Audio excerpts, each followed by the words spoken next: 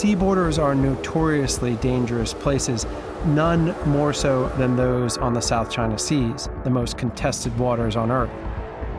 An Indonesian anti-poaching squad invited me to join them along the most crime-ridden outer edge of their national waters. This supposedly routine police mission soon tested any notion I had about protecting national borders at sea.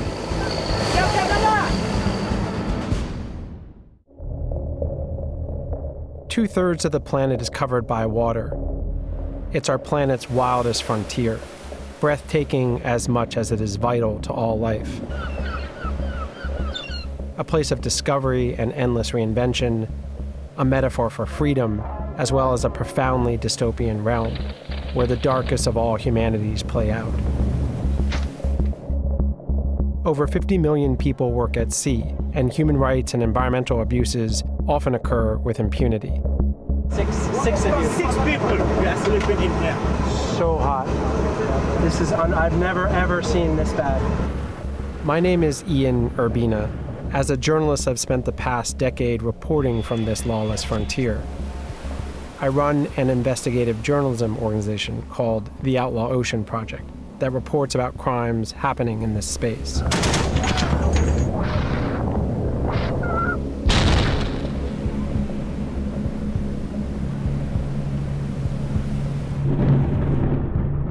This is the Outlaw Ocean.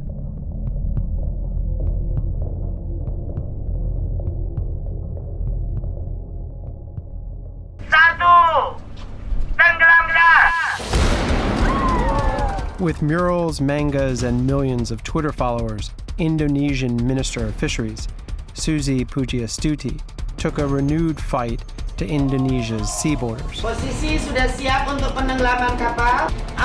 Under her watch, illegal vessels were blown up. Hundreds of crews taken prisoner. Millions in fishing revenue restored for Indonesia. The Outlaw Ocean had a new sheriff in town.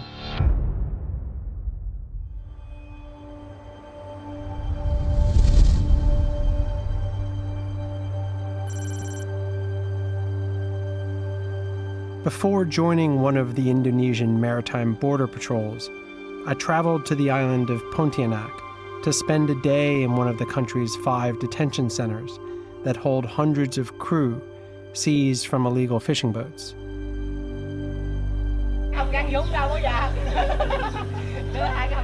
Most of these men are undocumented deckhands. They had no say over where their ships fished. There are twice as many prisoners held here than the facility can accommodate. No one has seen a lawyer or been charged. They're all in limbo. Virtually all of the detainees are Vietnamese. Some are as young as 14. Their licenses lapsed, their boats rotting in a junkyard, their incomes lost. These husbands, fathers, and sons have no idea when they will be free. They represent a dark, unintended consequence of an otherwise commendable effort by Indonesia to better police its waters.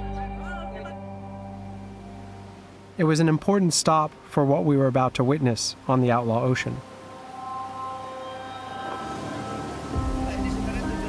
Captain Sampson is a veteran anti-poaching officer and a legend among his men. A former outlaw turned guardian of the game, he has tracked down and seized hundreds of foreign vessels. Over breakfast, he tells me why Indonesia needs to protect its waters and fish supply. This makes for sure that they at least have GPS and they actually know where they are. Minister Pujiastuti has given these patrols a new mandate to tackle illegal fishing.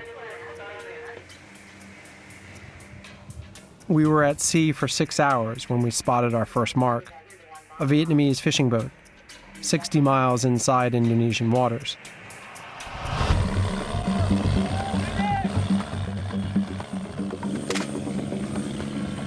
We gave chase. After warning shots, Sampson's men board the vessel and arrest the captain and deckhands.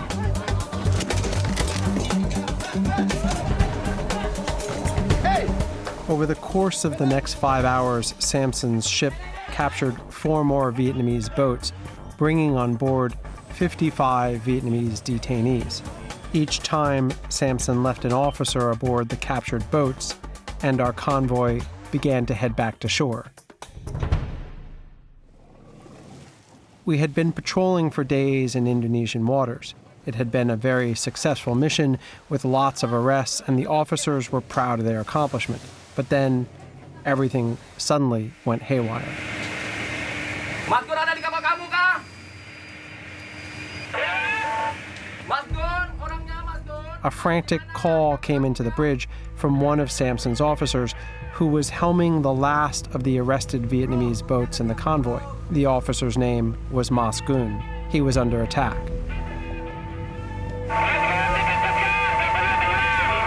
Mas Gunnya di mana? A large Vietnamese Coast Guard cutter had intercepted him and isolated him from the convoy. He was being rammed, and he feared for his life. We immediately U-turned and full throttle headed back to Mas Gun's location. But we were outgunned. The Vietnamese Coast Guard ship was twice our size.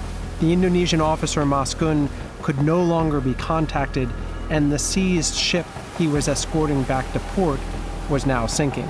Does he have a plan for getting his guys? Has he communicated with them? I found myself a reluctant translator between the Indonesians and the Vietnamese as they haggled over the release of their respective captives. Our captives were the 55 arrested Vietnamese fishermen we had caught in Indonesian waters. The Vietnamese captive was the Indonesian fishery officer, Mas Gun, whom they had pulled out of the water after ramming and sinking the ship that he was trying to escort back to shore. The Vietnamese demanded that all of their men and the boats be released, asserting the men were fishing in Vietnamese waters, despite the maps clearly showing these are Indonesian waters. Samson was willing to give the men and boats back in exchange for Mas Gun. Oh, guys, get the binoculars. We see the officer now. Here's what I propose. You put the officer in a boat, send him here. We will put the Vietnamese men in the boat and send them back. Over. Suddenly, there's a commotion at the rear of the boat.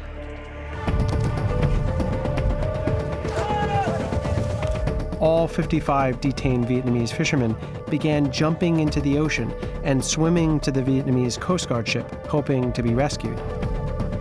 It was pure chaos. Some of them could not swim and had no way to climb aboard the Coast Guard ship. In desperation, they clung to the sinking hull of the fishing boat. Some of the worst swimmers returned to our boat. Has he called for backup? This is a much bigger ship. Are they on the way? During hours of unsuccessful negotiations, Samson asked for naval backup, but none was forthcoming. We were too far out. Negotiations for Mas Gun's release ground on until 2 blips appeared on the radar screen: Vietnamese reinforcements. We were now genuinely in real trouble. Samson did not want to abandon his officer, who was being held on the Vietnamese Coast Guard ship in front of us. But with reinforcements rapidly heading our way to arrest all of us, Samson reluctantly did as he was told by Jakarta, and we fled the scene to avoid our own capture.